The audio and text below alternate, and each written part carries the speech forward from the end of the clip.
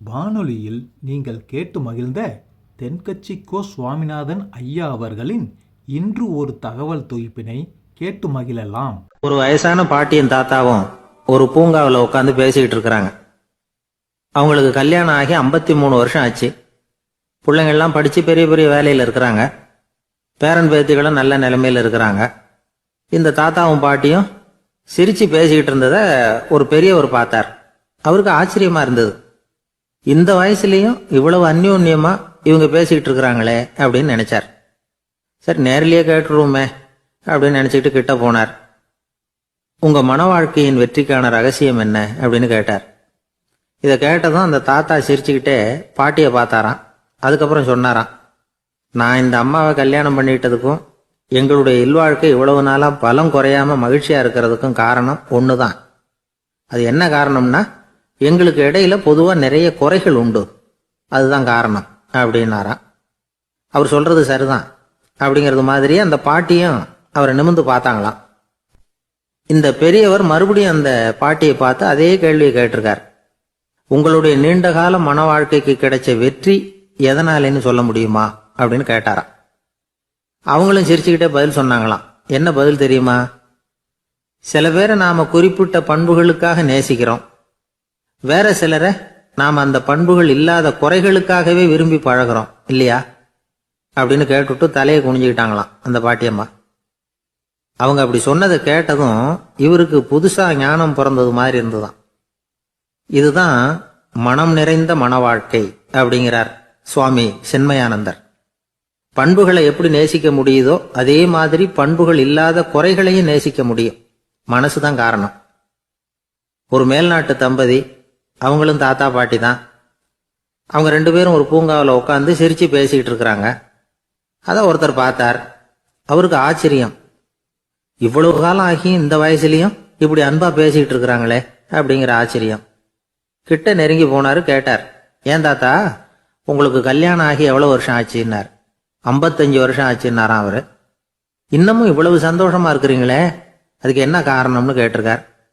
அதுக்கு என்ன காரணம்னா, இதுவரைக்கும் எங்களுக்குள்ள சண்டையே வந்ததில்லை அப்படின்னாராம். அது எப்படி முடியும்னு கேட்டிருக்கார் இவர் ஆச்சரியமா. அந்த தாத்தா சொல்ல ஆரம்பிச்சாராம், இதை பாருப்பா, எங்களுக்கு கல்யாணம் ஆன புதுசுல நானும் என்னுடைய மனைவியும் ஒரு குதிரை மேலே ஏறி ஒரு காட்டு வழியா போய்கிட்டு இருந்தோம். கொஞ்ச தூரம் போனதும் அந்த குதிரை எடக்கு பண்ணிச்சு. நான் உடனே கீழே இறங்கி அந்த குதிரையை பார்த்து, இது உனக்கு முதல் தடவை அப்படின்னு மிரட்டலா சொல்லிவிட்டு ஏறி உக்காந்தேன். மறுபடியும் போனோம். கொஞ்சம் தூரம் குதிரை நல்லபடியா நடந்து போச்சு. மறுபடியும் எடக்கு பண்ண ஆரம்பிச்சுட்டுது. நான் கீழே இறங்கினேன். கையில் இருந்த சாட்டையால ஓங்கி ஒரு அடி கொடுத்தேன். இது உனக்கு 2வது தடவை அப்படின்னு சொல்லிவிட்டு ஏறி உக்காந்தேன். மறுபடியும் குதிரை கொஞ்சம் தூரம் நல்ல விதமா நடந்து போச்சு. அப்புறமும் எடக்கு பண்ண ஆரம்பிச்சுட்டுது. அந்த சமயத்துல ஒரு ஆற்று பாலத்தை கடந்து போய்கிட்டு இருக்கிறோம். நான் கீழே இறங்கினேன். என்னுடைய மனைவியையும் கீழே இறங்க சொன்னேன். அந்த குதிரையை பிடிச்சி அப்படியே ஆத்துல தள்ளி விட்டுட்டேன். தள்ளி விட்டுட்டு, இது உனக்கு கடைசி தடவை அப்படின்னு சொன்னேன். அதை பார்த்ததும் என் மனைவி பதறி போயிட்டாங்க. போய், ஐயோ பாவம், என்ன இப்படி பண்ணிவிட்டீங்க, உங்களுக்கு மனசுல கொஞ்சம் கூட இறக்கமே இல்லையா அப்படின்னாங்க. நான் மெதுவா இவங்க பக்கம் திரும்பி, இது உனக்கு முதல் தடவை அப்படின்னேன். அவ்வளவுதான், அன்னையிலிருந்து இன்னைய வரைக்கும் ஒரு நாள் கூட எங்களுக்குள்ள சண்டையே வந்ததில்லை அப்படின்னு விளக்கம் கொடுத்தார் அந்த தாத்தா. ஒரு காட்டுல ஒரு முனிவர் இருந்தார். ஒரு நாள் அவரை தேடிட்டு 4 பேர் வந்தாங்க. சுவாமி, எங்களுக்கு ரொம்ப நாளா ஒரு சந்தேகம்னாங்க. என்னன்னு கேட்டார். இந்த உலகத்துல எவ்வளவோ காரியங்கள் நடக்குது, எது நியாயம் எது அநியாயம் அப்படின்னு புரிஞ்சுக்க முடியலன்னாங்க. அது யாராலையும் புரிஞ்சுக்க முடியாதுன்னார் முனிவர். வந்தவங்களுக்கு ஆச்சரியமா போச்சு. ஒரு மாதிரியா பார்த்தாங்க. இதை முனிவர் கவனிச்சார். சரி, புறப்படுங்க என்னோடன்னார். எங்கன்னு கேட்டாங்க. இப்போ உங்க 4 பேரையும் ஒரு புஷ்பக விமானத்துல அழைச்சிட்டு போறேன். இந்த உலகத்துல சர்வசாதாரணமா நடக்கக்கூடிய ஒரு காட்சியை உங்களுக்கு காட்ட போறேன். நீங்க பார்க்க போற அந்த காட்சி நியாயமா அநியாயமா அப்படிங்கிறத என்கிட்ட சொல்லணும். நீங்க சரியான பதில் சொன்னா புஷ்பக விமானத்துல தொடர்ந்து பிரயாணம் பண்ணலாம். தவறான பதில் சொன்னா இந்த புஷ்பக விமானம் உங்களை கீழே தள்ளி விட்டுரும் அப்படின்னார். 4 பேருக்கும் பயம்தான். இருந்தாலும் முனிவர் கூப்பிடுறாரு அப்படின்னு சொல்லி புறப்பட்டாங்க. அவங்க எல்லாரும் புறப்பட்டு ஒரு காட்டு வழியா போய்கிட்டு இருக்கிறாங்க புஷ்பக விமானத்துல. அங்க நடக்கிற ஒரு காட்சியை காட்டுறார் முனிவர். அதோ அங்க பாருங்கன்னார். அந்த விமானத்தில் இருந்தபடியே எல்லாரும் கீழே குனிஞ்சு பார்க்கறாங்க. அங்க ஒரு தாய் புலி அப்பதான் குட்டி போட்டிருக்கு. குட்டிகளை ஈன்ற உடனே பசிக்கு இறை தேடி அந்த பக்கமா வருது. அதே நேரம் ஒரு தாய் மான், அதுவும் அப்பதான் குட்டி போட்டிருக்கு. அதுவும் இதே மாதிரி குட்டிகளை ஈன்ற உடனே பசிக்கு இறை தேடி அந்த பக்கமா வருது. இப்ப அந்த புலி அந்த மானை அடிச்சு போட்டுடுது. அதுவும் சாப்பிடுது, குட்டிகளுக்கும் கொடுக்குது. இப்போ அந்த புலிக்குட்டிகள் முகத்துல மகிழ்ச்சி, தாயை இழந்த அந்த மான் குட்டிகள் முகத்துல துக்கம். இப்போ அந்த முனிவர் 4 பேர்கிட்டையும் கேட்கிறார், நீங்க இங்க பாத்தீங்களே, இதுல எது நியாயம் எது அநியாயம்? ஒவ்வொருத்தரா சொல்லுங்க. உங்க பதில் சரியில்லைன்னா இந்த விமானம் உங்களை கீழே தள்ளி விட்டுரும். சொல்லுங்க பார்க்கலாம்னார். முதல்ல ஒருத்தன் சொன்னான், அந்த புலி செஞ்சது சரிதாங்க. அது பசிக்கு அதுதான் ஆகாரம். தன்னுடைய பசிக்கு தானே இறை தேடிக்கிட்டுது. அதில் என்ன தப்பு? அவ்வளவுதான். அதனால புலி செஞ்சது நியாயம்தான் அப்படின்னா. அவ்வளவுதான், அந்த விமானம் அவனை அப்படியே கீழே தள்ளி விட்டுட்டுது. அதனால அவன் கொடுத்த பதில் சரியில்லை அப்படிங்கிறது புரிஞ்சு போச்சு. இப்போ 2வது ஆள் சொன்னான், புலி செஞ்சது பாவம். அந்த தாய்மான் என்ன தப்பு பண்ணிச்சு? இப்போ அந்த குட்டிகளுக்கு யார் ஆதரவு? அதனால புலி செஞ்சது அநியாயம் அப்படின்னா. அவ்வளவுதான், அவனையும் கீழே தள்ளி விட்டுடுது அந்த விமானம். இந்த பதிலும் சரியில்லை அப்படின்னு ஆயிட்டுது. இப்போ 3வது ஆள் வந்தான். முதல்ல 2 பேர் கீழே விழுந்ததை பார்த்துக்கிட்டு இருந்தான். அதனால அவன் சொன்னான், ரெண்டுமே நியாயம்தாங்க. புலி இறை தேடினதும் இயற்கை, அதுக்கு மான் இறையானதும் இயற்கை. அதனால இதுல ஒன்றும் தப்பு இல்லைன்னா. அவ்வளவுதான், அவனையும் அந்த விமானம் கீழே பிடிச்சி தள்ளி விட்டுது. இப்ப 4வது ஆள் வந்தான். முனிவர் கேட்டார், நீயாவது சொல்லுப்பா, இந்த செயல்ல எது நியாயம்னார். அவன் தெளிவா பதில் சொன்னான். அதாவது என்ன சொன்னான்னா, எனக்கு தெரியல அப்படின்னா. அவனை விமானம் கீழே தள்ளல, சௌரியமா அழைச்சிட்டு போட்டுது. இவனும் பிரயாணம் சௌக்கியமா பண்ணானான். ஆக இதுதான் சரியான பதிலுங்கிறத முனிவர் உணர்த்தினார். இந்த கதையிலிருந்து நாம புரிஞ்சுக்க வேண்டியது என்னன்னா, இந்த உலகத்துல எவ்வளவோ காரியங்கள் நடக்குது. அதெல்லாம் ஏன் அப்படி நடக்குதுங்கிறதுக்கு எப்பேற்பட்ட பண்டிதராலும் பதில் சொல்ல முடியாது. தெரியாததை தெரியாதுன்னு ஒத்துக்கிட்டா வாழ்க்கை பிரயாணம் சுகமா இருக்கும். அதனால தேவையில்லாத விஷயங்களை புரிஞ்சுக்கிறதுக்கு நேரத்தை செலவு பண்ணிட்டு இருக்கக்கூடாது. வாழ்க்கையை குழப்பிக்க கூடாது. வாழ்க்கைக்கு தேவையானது என்னவோ அதை மட்டும் புரிஞ்சுக்கிட்டா போதும். இந்த காலத்து ஆள் ஒருத்தன் ஒரு பெரியவரை தேடி வந்தான். ஐயா, ஒரு சந்தேகம்னா. என்ன உன்னுடைய சந்தேகம்னார். பகுத்தறிவுன்னா என்ன, விதின்னா என்ன அப்படின்னு கேட்டான். இதுக்கு அவரு, இப்போ உன்னுடைய வலது காலை தூக்குன்னார். தூக்கணான். சரி, இப்போ உன்னுடைய வலது காலை கீழே இறக்காம உன்னுடைய இடது காலையும் தூக்குன்னார். தூக்கணான். பொத்துன்னு கீழே விழுந்துட்டான். பெரியவர் சொன்னார், உன்னால ஒரு காலை தூக்க முடிஞ்சுது, அதுதான் பகுத்தறிவு. 2 கால்களையும் ஒரே சமயத்துல தூக்குனா அடிபடும், அப்படிங்கிறது தான் விதி அப்படின்னு விளக்கம் கொடுத்தார். இவன் தன்னுடைய விதியை நொந்துகிட்டே இடுப்பை பிடிச்சிக்கிட்டு அங்கிருந்து நடந்து போயிட்டான்.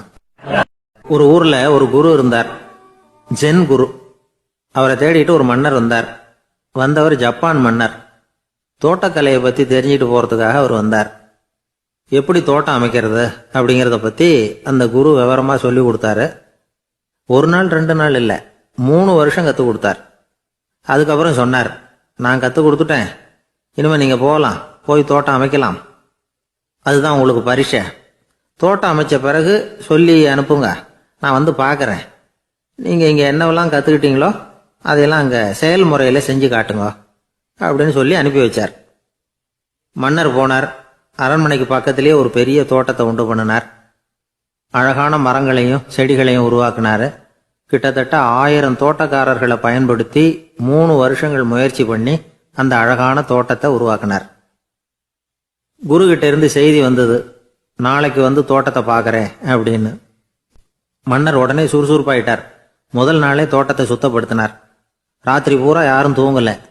எல்லாருக்கும் தோட்டத்தை ஒழுங்குபடுத்துற வேலை. அது அந்தந்த இடத்துல ஒழுங்கா இருக்குதா அப்படின்னு சரி பார்த்தாங்க.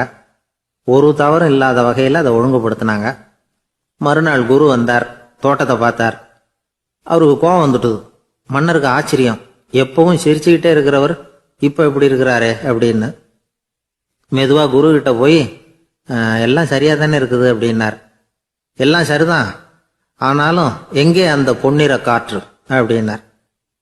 உதிர்ந்த இலைகள், பொன் மஞ்சள் நிற இலைகள் காற்றில் அப்படி புரண்டு ஓடுவதை நான் பார்க்க முடியவில்லையே அப்படின்னாராம். அது இல்லாம இந்த தோட்டம் உயிரோட்டம் உள்ளதா இருக்காது, இதுல பாடல் இல்லை, ஆடல் இல்லை, அதெல்லாம் இல்லாம இந்த தோட்டம் ரொம்பவும் செயற்கையா தெரியுதேன்னாராம். மன்னர் இப்பதான் யோசனை பண்ணார். கீழே கிடந்த காஞ்சி போன இலைகள் மட்டும் இல்ல, மரத்துல இருந்த காஞ்சி போன இலைகளையும் அப்புறப்படுத்தி சுத்தமா வச்சிருக்கிறார்.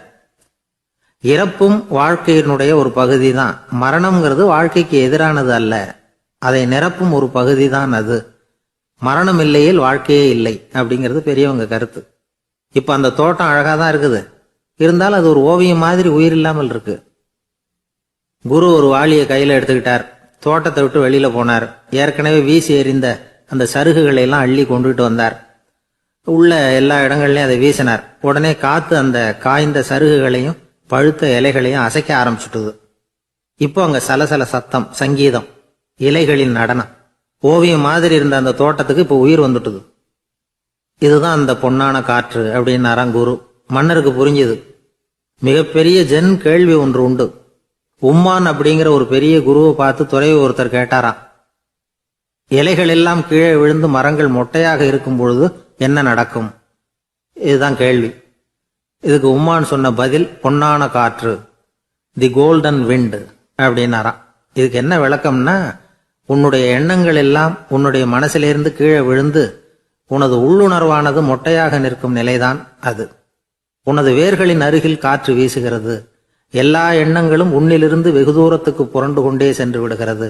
நீ அவற்றை கடந்து விட்டால் நீ அவைகளுக்கெல்லாம் மேலெழுந்து கீழே பார்ப்பவனைப் போல நிற்க ஆரம்பித்து விடுவாய். அதுதான் தியானம் என்பது அப்படின்னு சொல்றாங்க. தியானம்ங்கிறது எண்ணத்துக்கு எதிரானது இல்லை, தியானம்ங்கிறது எண்ணங்களை கடந்து செல்வதுதான். அதுக்கப்புறம் நாம பொன்னிற காற்றுல ஆட ஆரம்பிச்சிருவோம். இதுதான் பெரியவர்கள் சொல்றது. என்கிட்ட ஒருத்தர் தோட்டம் அமைக்கணும்னு யோசனை கேட்டு வந்தார். எல்லாம் சொல்லி கொடுத்தேன். செடிகள்லாம் செழிப்பா வளரணும்னா வேர் காயாம பார்த்துக்குங்க, தினமும் தண்ணி விடுங்க அப்படின்னு சொல்லி அனுப்பி வச்சேன். ஒரு மாசம் கழிச்சு ஒரு தோட்டத்தை பார்க்கறதுக்காக போனேன். போய் பார்த்தா எல்லா செடியும் வாடி கிடக்குது. என்னங்க இப்படி பண்ணிவிட்டீங்கன்னு. நீங்க சொன்னபடிதான் செஞ்சேன்னார். என்ன செஞ்சீங்கன்னு கேட்டேன். வேர் காயாம பார்த்துக்க சொன்னீங்க, தினமும் ஒரு தடவை எல்லா செடியையும் ஒவ்வொன்றா பிடுங்கி பார்த்து வேர் காயாம இருக்கா அப்படின்னு பார்த்துட்டு அதுக்கப்புறம் தண்ணி பாய்ச்சனே, அவ்வளவுதான் அப்படின்னார். ஒரு சன்னியாசி அவரு ஒரு நாள் ஒரு கனவு கண்டாராம். அந்த கனவுல அவர் சொர்க்கத்துக்கு போறார். அங்க ஒரு பெரிய திருவிழா நடந்துகிட்டு இருக்குது. எங்க பார்த்தாலும் அலங்கார வளைவுகள், வண்ணமயமான விளக்குகள், பாதைகள் பூரா மலர்கள், எல்லா கட்டடங்களும் ஒளிமயம். அவ்வளவு கோலாகலமா பிரம்மாண்டமா அந்த திருவிழா நடந்துகிட்டு இருக்குது. அது என்ன திருவிழாங்கிறது இந்த சன்னியாசிக்கு புரியல. அங்க எதிரில் வந்துகிட்டு இருந்த ஒருத்தரை நிறுத்தி, என்ன விசேஷம் இங்க அப்படின்னு விசாரிச்சாராம். உனக்கு தெரியாத விஷயம், இன்னைக்கு இறைவனுக்கு பிறந்த நாள், அதை தான் எல்லாரும் சேர்ந்து கொண்டாடுறோம். இதுக்காக பிரம்மாண்டமான ஊர்வலம் ஒன்று வரப்போகுது. இறைவனே அந்த ஊர்வலத்தில் கலந்துக்கிறார் அப்படின்னார் அவர். உடனே அந்த சன்னியாசி ஒரு மரத்து நிழல்ல ஒதுங்கி நின்றுக்கிட்டார். ஊர்வலம் வந்துகிட்டு இருக்குது. முதல்ல ஒரு குதிரை வந்துகிட்டு இருக்கு. அது மேலே ஒருத்தர் உட்காந்துருக்கிறார். அவருக்கு பின்னாடி நிறைய பேர் கூட்டமாக வந்துகிட்டு இருக்கிறாங்க. இவ்வளவு கூட்டம் இவர் பின்னாடி வருதே, யார் இவர் அப்படின்னு கேட்டார். ஒரு மதத்தின் பெயரை சொல்லி இவர் அந்த மதத்தின் தலைவர், அவரை பின்பற்றுகிற மக்கள் கூட்டம் பின்னாடி வந்துகிட்டு இருக்குது அப்படின்னு விவரம் சொல்லியிருக்கிறாங்க. இவங்களுக்கு அடுத்தபடியா இன்னொரு குதிரையில ஒருத்தர் வந்துகிட்டு இருக்கிறார். அவருக்கு பின்னாடி ஏகப்பட்ட கூட்டம். இவர் யாருங்க அப்படின்னு கேட்டிருக்காரு சன்னியாசி. அங்க இருக்கிறவங்க விவரம் சொல்லியிருக்கிறாங்க. இன்னொரு மதத்தின் பெயரை சொல்லி இவர் அந்த மதத்தினுடைய தலைவர், அவர் வழியை பின்பற்றுகிறவர்கள் அவர் பின்னாடி கூட்டமா வந்துகிட்டு இருக்கிறாங்க அப்படின்னு இருக்காங்க. இப்படி ஒவ்வொருத்தரா குதிரை மேல வந்துகிட்டே இருக்கிறாங்க. அவங்கள பின்பற்றியும் ஒவ்வொரு கூட்டம் வந்துகிட்டே இருக்குது. அந்த பெரிய ஊர்வலம் அது பாட்டுக்கு போயிட்டு இருக்குது. கடைசியா அது முடிஞ்சது ரொம்ப நேரம் கழிச்சு. அதுக்கப்புறம் கொஞ்ச நேரம் கழிச்சு ஒரு வயசான ஆள் குதிரை மேல வந்துகிட்டு இருக்கிறார். ஆனா அவருக்கு பின்னாடி யாருமே இல்லை. அவர் பரிதாபமா தனியா வந்துகிட்டு இருக்கிறார். அவர் அந்த ஊர்வலத்தை சேர்ந்தவரா இல்லையாங்கிறதே தெரியல. இவர் யாரு, இவர் ஏன் இப்படி தனியா வந்துகிட்டு இருக்கிறார் அப்படின்னு கேட்டிருக்காரு அந்த சன்னியாசி. என்னது இப்படி கேட்குறீங்க, இவர் தான் கடவுள், இவருக்காக தான் இன்னைக்கு இந்த ஊர்வலமே நடக்குது, இவருக்கு தான் இன்னைக்கு பிறந்த நாள், முன்னாடி போகிற ஊர்வலம் பூரா இவருடைய பிறந்த நாளை கொண்டாடுறதுக்காக தான் அப்படின்னு இருக்காங்க. இதை கேட்டதும் அந்த சன்னியாசிக்கு திடுக்குன்னு தூக்கி போட்டிருக்கு. இது வரைக்கும் கனவு கண்டுகிட்டு இருந்தவர் மூழ்கிக்கிட்டார். அதுக்கப்புறம் தான் யோசிச்சு பார்த்துருக்கார். உண்மைதான், மக்கள் எல்லாரும் வந்து பக்தி மார்க்கத்தில் போகிறதா நினச்சிக்கிட்டு பாதம் மாறி போயிட்டு இருக்கிறாங்க. கடவுளை பின்பற்றுவதாக நினைக்கிறாங்க பக்தர்கள். ஆனால் கடவுளுக்கு பின்னாடி யாருமே இல்லை. இன்னமும் இயல்பாக இதை பற்றி யோசிச்சு பார்த்தா உண்மைக்கு பின்னாடி தான் நான் போய்கிட்டு இருக்கேன் அப்படின்னு நிறைய பேர் சொல்கிறாங்க. ஆனால் அந்த உண்மை வந்து அனாதையாக போய்கிட்டு இருக்குது. அப்படி ஆயிட்டுது உலகம். இந்த காலத்துலேயும் ஒரு ஊர்வலம். ஒரு பெரிய மனுஷருக்கு பிறந்த நாள் விழா. அவர் குதிரை மேலே ஏறி முன்னாடி போயிட்டு இருக்கிறார். அவருக்கு பின்னாடி ஒரு 100 பேர் தொண்டர்கள் அவங்க பாட்டுக்கு போகிறாங்க. எல்லாம் பணம் கொடுத்து ஏற்பாடு பண்ணவங்க. எல்லாம் பணம் வாங்கிட்டு பின்னாடி போயிட்டு இருக்கிறாங்க. கொஞ்சம் தூரம் நடந்ததும் கால் வலிக்க ஆரம்பிச்சுட்டுது. ஒவ்வொருத்தரும் அப்படியே ஒதுங்க ஆரம்பிச்சிட்டாங்க. அதான் முன்னாடியே பணம் கிடைச்சிட்டுதே, இனிமேல் ஒதுங்கினா என்னன்னு ஒதுங்கிட்டாங்க. ஒரு கட்டத்தில் குதிரையில் போகிறவர் தற்செயலாக திரும்பி பார்க்குறாரு, பின்னாடி யாருமே இல்லை. எல்லாரும் ஓடி போயிட்டாங்க. ஒரே ஒரு ஆள் மட்டும் ரொம்ப விசுவாசமாக பின்னாடி நடந்து வந்துக்கிட்டு இருந்தான். ஏன்ப்பா நீ மட்டும் வந்துக்கிட்டு இருக்கிறியே, நீ வீட்டுக்கு போகலையான்னு கேட்டிருக்காரு அவர். நீங்கள் அந்த குதிரையையும் அதுக்குள்ள வாடகை பணத்தையும் கொடுத்துட்டீங்கன்னா நானும் போயிடுவேன் அப்படின்னு நானா இந்த ஆள். ஒரு ஊரில் ஒரு பெரியவர் இருந்தார். ஒரு நாள் அவரை தேடி ஒருத்தர் வந்தார். ஐயா, நான் கடவுளை பரிபூர்ணமாக நம்புகிறேன் அப்படின்னார். சரி, அந்த நம்பிக்கை உனக்கு எப்படி வந்ததுன்னு கேட்டார் இவர். அவர் சொல்ல ஆரம்பித்தார். ஐயா, எனக்கு கல்யாணம் ஆகி 10 வருஷம் ஆச்சு. ஆனாலும் குழந்தை பாக்கியம் இல்லை. அதுக்கு என்ன காரணமாக இருக்கும்னு நான் யோசனை பண்ணிகிட்டு இருந்தப்போ நண்பர் ஒருத்தர் ஒரு ஆலோசனை சொன்னார். உனக்கு மதப்பற்று இல்லை, எந்த கடவுளையுமே நம்ப மாட்டேங்கிற, அதுதான் காரணம். கடவுளை நம்பு, உனக்கு குழந்தை பாக்கியம் கிடைக்கும் அப்படின்னார். அவர் அப்படி சொன்னாரே தவிர எனக்கு சந்தேகம்தான். இருந்தாலும் அவர் சொன்னபடியும் நடந்து தான் பார்ப்போமே அப்படின்னு முடிவு பண்ணேன். கடவுளை நம்ப ஆரம்பித்தேன். அந்த வருஷமே அழகான ஆண் குழந்தை பிறந்தது. எல்லாம் இறைவன் அருள் அப்படின்னார். இவர் இப்படி சொன்னதை கேட்டதும் அந்த பெரியவர் சொன்னார், நீ சொல்றதெல்லாம் சரிதான். இருந்தாலும் இந்த காலத்தில் எந்த ஒரு காரியமாக இருந்தாலும் அதை சோதனை செஞ்சு பார்த்துட்டு தான் ஒரு முடிவுக்கு வந்து சேர முடியும். அறிவுபூர்வமான முடிவு அதுவாக தான் இருக்கும். அறிவியல் சோதனைகள் அப்படித்தான். ஒரு குறிப்பிட்ட விஷயத்தை பற்றி எத்தனை தடவை சோதனை பண்ணாலும் ஒரே முடிவு தான் கிடைக்கணும். அதுதான் சரியா இருக்கும். அதனால இப்போ மறுபடியும் ஒரு சோதனை என்னார். என்ன செய்யணும் அப்படின்னு கேட்டார் இவர். கடவுள்கிட்ட ஒரு பெண் குழந்தை வேணும்னு கேளு. முதல்ல ஆண் குழந்தைய கொடுத்தது மாதிரியே இப்போ ஒரு பெண் குழந்தையையும் கொடுக்குறாரா பார்க்கலாம் அப்படின்னார். சரின்னு சொல்லி இவர் அதே மாதிரி முயற்சி பண்ணினார். அதுக்கப்புறம் அவர் இந்த பெரியவர்கிட்ட வரவே இல்லை. கொஞ்ச காலம் கழிச்சு இவரே அவரை தேடிட்டு போய் கதவை தட்டினார். அவர் கதவை திறந்தார். என்ன ஆச்சு, கடவுள் கண் திறந்தாரா அப்படின்னு கேட்டார். அவர், அந்த சமாச்சாரம்லாம் நமக்கு வேணாம் சார். முதல் தடவை அது ஏதோ தற்செயலா ஏற்பட்ட ஒரு சாதகம். இப்போ நீங்கள் 2வது தடவை சொன்ன பிறகு தினமும் கடவுளை வேண்டிக்கிட்டு தான் இருக்கிறேன், ஒன்றும் நடக்கலை அப்படின்னார் ரொம்ப விரக்தியா. ஒரே ஒரு தோல்வியில் உங்கள் நம்பிக்கையெல்லாம் பறந்து போயிடுது பார்த்தீங்களா அப்படின்னார் அந்த பெரியவர். எல்லாம் நல்ல விதமாக நடக்கிற வரைக்கும் நம்பிக்கை, எதிர்பார்த்தது தோல்வியில் முடிஞ்சுட்டுதுன்னா அவநம்பிக்கை. மற்றவர்கள் பேரில் வைக்கிற நம்பிக்கை எந்த நேரத்திலையும் விவகாரமாகி விடக்கூடிய சாத்தியம் உண்டு. நாம நம்பிக்கை வைக்க வேண்டியது நம்ம கிட்ட தான். நமக்குள்ள இருக்கிறார் கடவுள். எனவே நம்ம பேர்ல நாம வைக்கிற நம்பிக்கை தான் உண்மையான கடவுள் பக்தி. நிபந்தனையற்ற நம்பிக்கையா அது இருக்கணும். எல்லாம் நல்லபடியா நடந்துகிட்டு இருந்தா எந்த முட்டாளுக்கும் நம்பிக்கை வரத்தான் செய்யும் அப்படிங்கிறது ஒரு பெரியவர் கருத்து.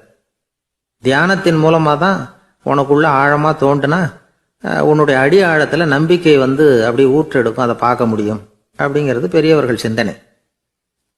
ஒரு குழந்தை அப்பாவை பார்த்து என்னப்பா பண்றேன்னு கேட்டுதான். பிரார்த்தனை பண்ணிட்டு இருக்கிறேன்னாராம் அப்பா.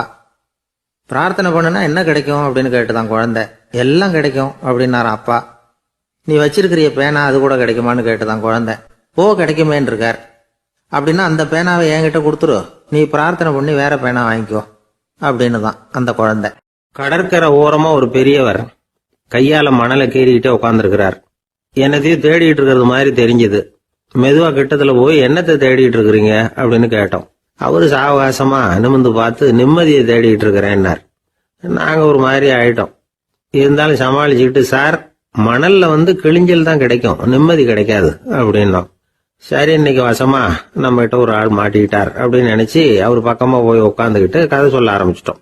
ஒரு பெரிய மன்னர் இருந்தார். அவருக்கு எல்லா வசதியும் இருந்தது. இருந்தாலும் ஒரே ஒரு குறை. அது என்னன்னா நிம்மதி இல்லைங்கிற குறை. அரண்மனையில தினமும் கலை நிகழ்ச்சி, நாட்டியம் எல்லாம் நடந்துகிட்டு தான் இருந்தது. இருந்தாலும் நிம்மதி இல்லை.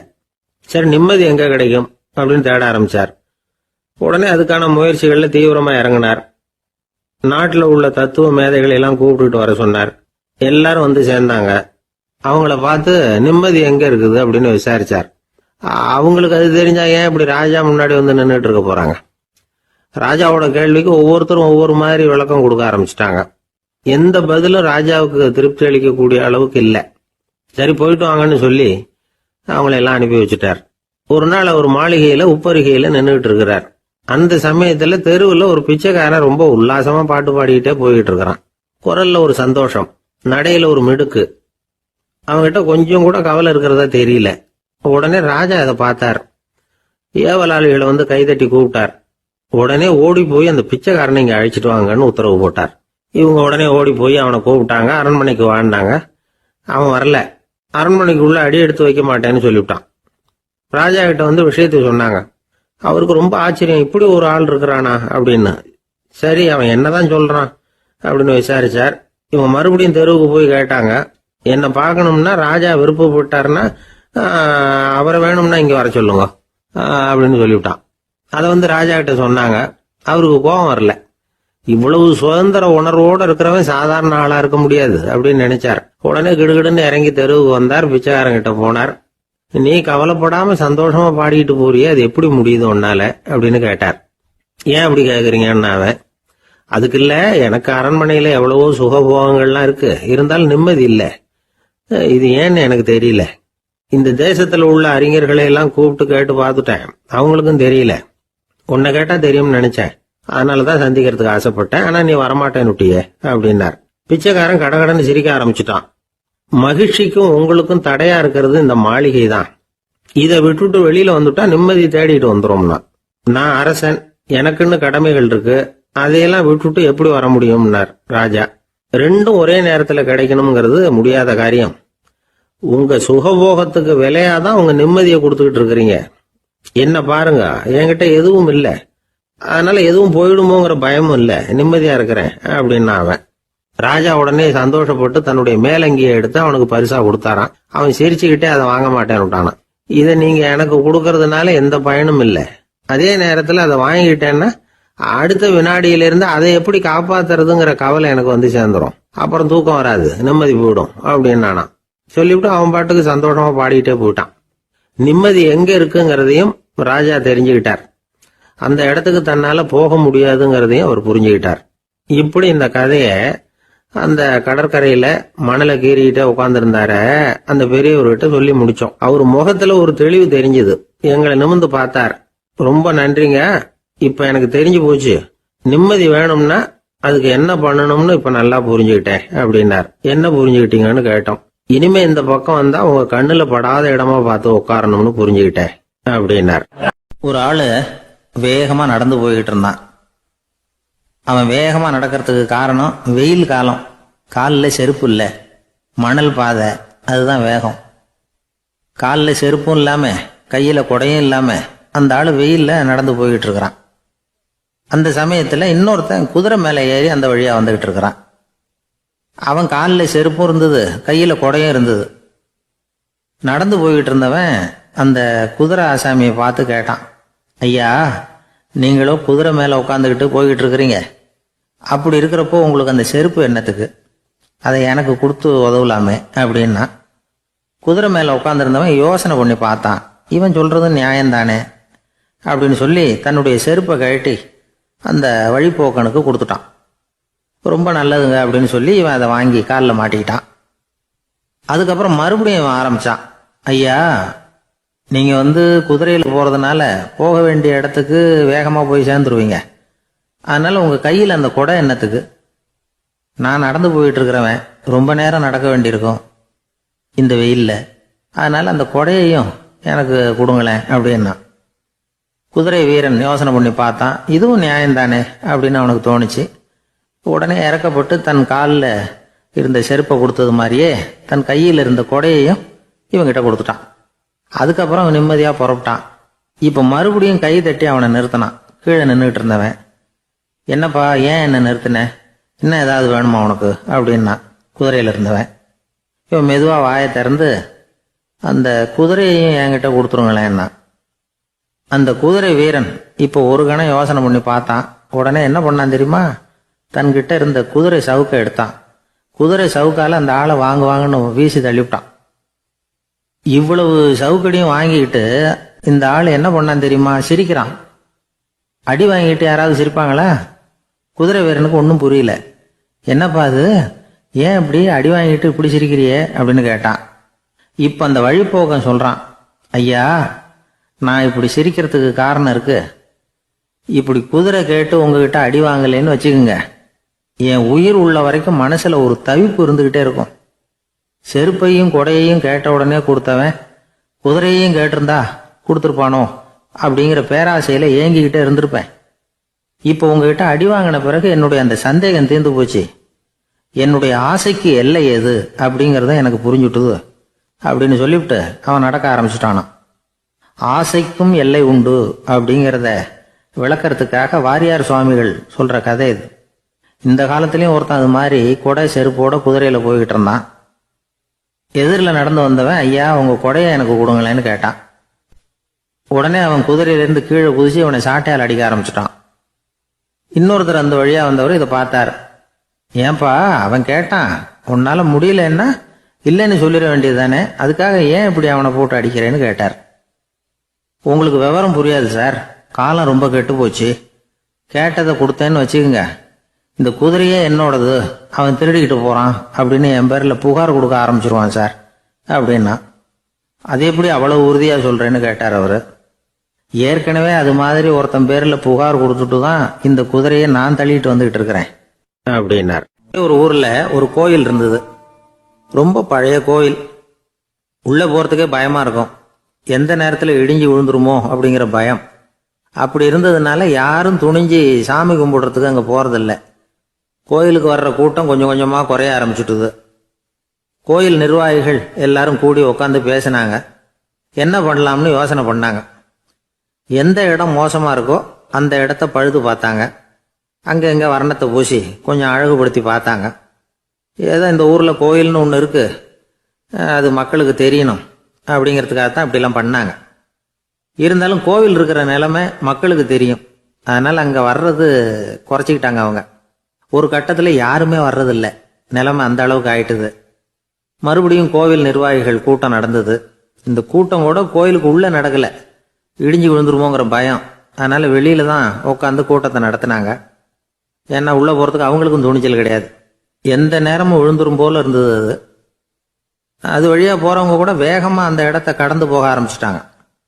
கோவில் நிர்வாகிகள் வெளியில உட்காந்து கூட்டம் போட்டாங்க இல்லையா, அந்த கூட்டத்துல 4 தீர்மானங்களை நிறைவேற்றினாங்க. அது என்ன 4 தீர்மானம்னா, முதல் தீர்மானம், இந்த கோவிலை இடிப்பது அப்படிங்கிற முடிவை இந்த கமிட்டி மிகவும் வருத்தத்துடன் ஏற்றுக்கொள்ளுகிறது அப்படின்னு நிறைவேற்றினாங்க.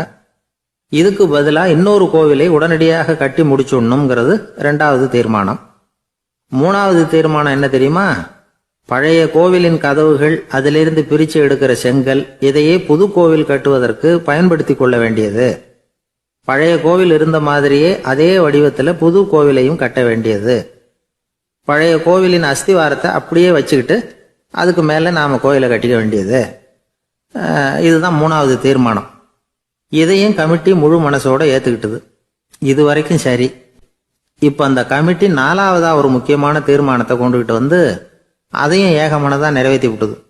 அது என்ன தீர்மானம்னா, புதிய கோவில் கட்டி முடிக்கிற வரைக்கும் பழைய கோவிலை இடிக்கிறதில்லை அப்படிங்கிற தீர்மானம். எப்படி இருக்குது பாருங்க இது. பழசை இடிக்காத வரையில அதே இடத்துல புதுசா எப்படி கட்ட முடியும்? பல விஷயங்கள்ல நாம நடந்துகிற முறையும் இப்படிதான் இருக்குதான். வாழ்க்கையில முன்னேறணும்னு ஆசைப்படுவோம். அதே நேரத்துல அந்த முன்னேற்றத்துக்கு எது தடையா இருக்கோ அதை விட்டு விடுறதுக்கும் மனசு வராது. வெளிநாட்டுல ஒரு பெரிய விருந்து நடந்துகிட்டு இருந்துதான். எல்லாரும் மது கோப்பையும் கையுமா அலைஞ்சுகிட்டு இருக்கிறாங்க. ஒருத்தர் மட்டும் கையில எதுவும் இல்லாம ரொம்ப நல்ல பிள்ளையா சாதுவா ஒரு ஓரமா தனியா உட்கார்ந்துருக்கிறார். அவர்கிட்ட நெருங்கி வாங்க மது சாப்பிடலாம் அப்படின்னு கூப்பிட்டாங்களாம். என்ன வற்புறுத்தாதீங்க, நான் என் மனசுக்குள்ள உறுதியா தீர்மானம் பண்ணிவிட்டேன் அப்படின்னாராம். என்ன தீர்மானம் பண்ணியிருக்கீங்க அப்படின்னு கேட்டிருக்காங்க. ஏற்கனவே முழு போதையில் இருக்கும் பொழுது மறுபடியும் மது கோப்பையை தொடரதில்லை அப்படின்னு தீர்மானம் பண்ணியிருக்கேன் அப்படின்னாராம்.